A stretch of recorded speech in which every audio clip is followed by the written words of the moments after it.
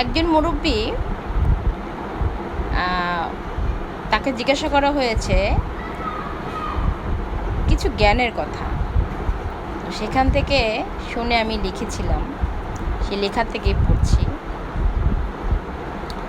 বড় মাছে নরে কম, গুণী লোকের কদর কম, জ্ঞানী লোকের কথা কম, বড় মাছের কাটা কম, রাগী লোকের ধৈর্য কম, দুস্থ লোক খায় কম, মূর্খ লোকের আক্কেল কম, নিষ্ঠুর লোকের মায়া কম, শিশু বাচ্চাদের হিংসা কম, সৎ লোকের বন্ধু কম,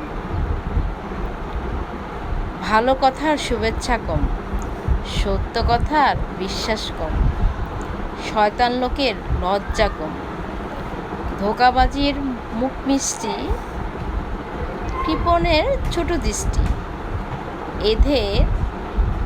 এদের কারণেই জগতের অশান্তি এত। তো ভেবে দেখুন, জ্ঞানী লোকেরা ঠিকই বলে।